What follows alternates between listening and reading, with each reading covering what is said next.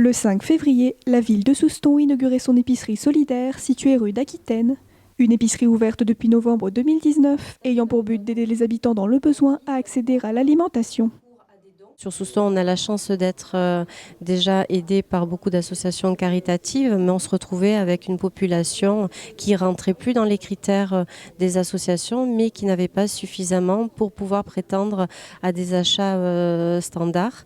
Donc l'idée, c'était justement de pouvoir les aider grâce à l'ouverture de cette épicerie.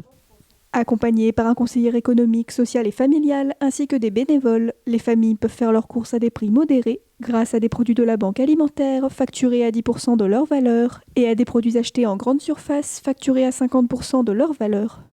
Je suis là pour orienter, aider les personnes, accompagner de bénévoles bien sûr, pour les aider pour tout ce qui est par exemple date limite pour les produits ou quel type de produit utiliser et puis s'ils ont des informations à demander sur les produits, sur des recettes par exemple. Les gens sont autonomes pour faire leurs courses, donc il n'y a pas de colis. Donc on dépend de ce qu'a la banque alimentaire, donc de ce qu'elle dispose de produits.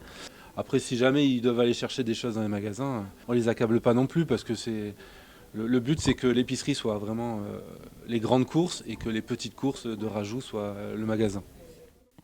But de cette épicerie, permettre aux familles concernées de faire des économies sur leurs achats alimentaires afin de leur permettre de régler leurs dettes ou leurs factures.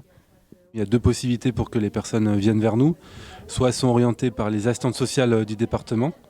Dans ce cas, les personnes nous sont envoyées. L'autre possibilité, c'est que la personne en fait vient d'elle-même à l'épicerie.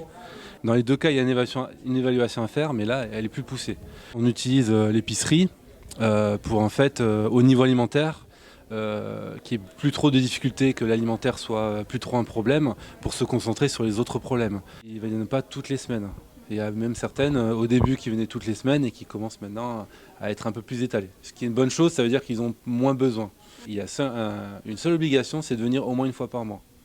Parce qu'il y a un plafond par mois, donc il faut que ce plafond soit quand même écoulé, sinon l'inscription à l'épicerie ne sert à rien.